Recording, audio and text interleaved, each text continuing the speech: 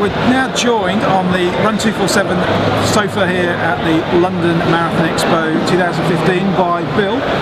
Bill is one of, I don't know how many it is, Bill, but it's certainly a very small number. At the moment there's 14. 14, one of 14 of London Marathon's ever presence. So that means 34 done London Marathon so far, and number 35 coming up on Sunday. Yes, that's right. So let's talk about those races.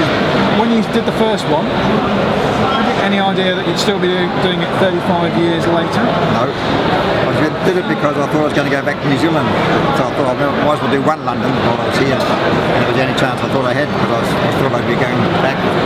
Just never went. And you've never gone? No. And I wouldn't do marathons either for years. Yeah.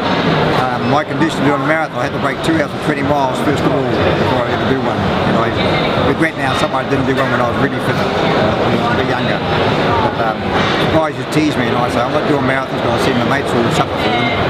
And then once I did one, I didn't do it very well. I got under strength, I hit the wall and hit the wall again. Then the first London came round and I had a beaten one on that one, so that was it. So you're telling me just off camera beforehand, or I was being told by some of your friends, you had a pretty swift PB in London, so just tell us about what your best time was in your London Marathon experience.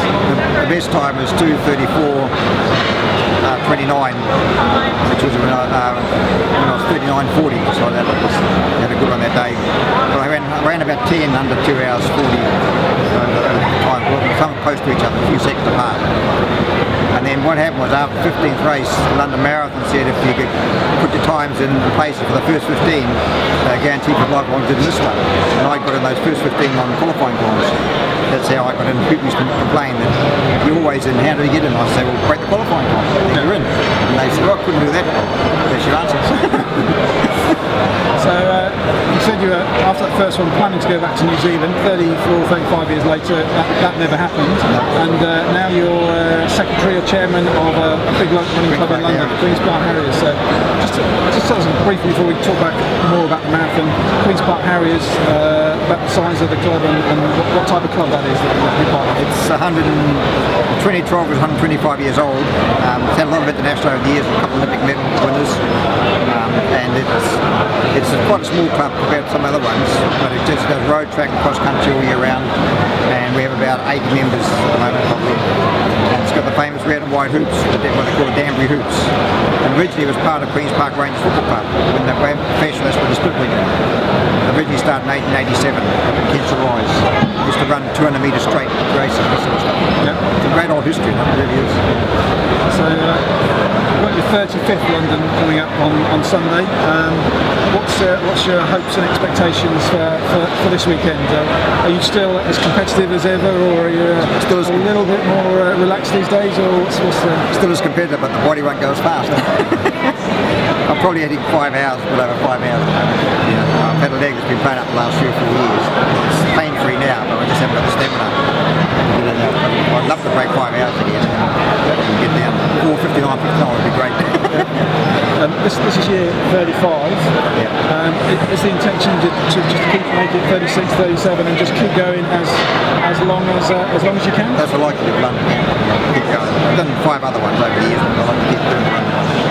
But in this little group now, it's just nice to meet, like a little family. We meet up at the start each year. Sometimes we met up last summer as well, had lunch together on one day with 10 to 14 mates.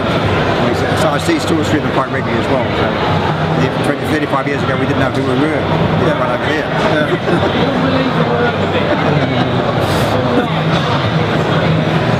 So you've done obviously all of the Londons.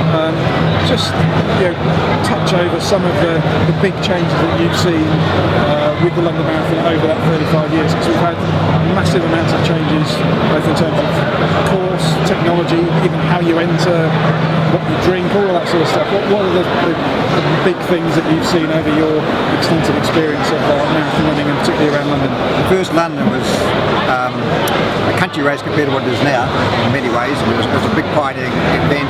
I think we had a drink station every 5 or 8 miles, something like that. And when we came over Tower Bridge, the halfway around the commercial road there, from there to we got back at St. Catherine's Dock, there's nobody. I think there were a couple of guys who were scrap after the war. There's nothing out there. There's no Docklands Light Railway, and there's no Canary Wharf had been built. That's the first of the high-rise buildings that went up, so there's hundreds of them there now in comparison. And of course no Olympic Stadium, all that was a derelict land. And big crowd, I can remember coming over Tower Bridge and the big crowds were there then. But then it got more and more inviting for people to have a go at it. It became kind of a challenge for people to have a go at it.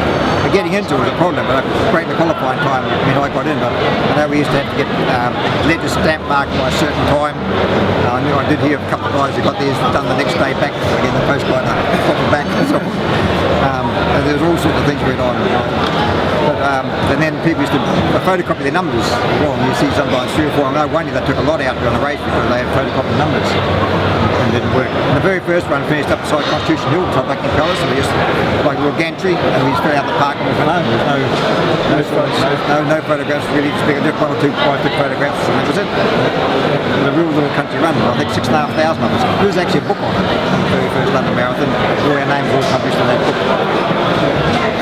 I understand London Marathon is also a bit of a family affair for you. I believe, is it your daughter or you got a My sister was second twice, 83 and 86. Fifth another time, and she went to the Olympics and the Worlds and Commonwealth Games. She was third ranked in the world at one stage. She actually lives in London now, and her 2 daughters have run the mini marathon, and my 4 daughters all ran the mini marathon as well over the years, different times. It was great for kids. It was a great day for them. They really enjoyed it. A great experience for all those. And the last 3 miles, with 1,000 people cheering them on, and they get their own special medal, which is different to our one, and their own T-shirts and things like that. They just love it. I know we see plenty of those kids who will come back in 5, 6, 7 years. They'll be doing the big one as well. Well, Bill, it's been great to talk to you. Congratulations on the 34 years. Good luck, and I'm sure it will be 35 come. What time it'll be? Somewhere around 2 o'clock or whatever on 3 to 3:30 Sunday afternoon. Enjoy the day again, and we look forward to maybe catching up with you next year talking about number 36. Hope so. Good luck. Thanks very much. Cheers.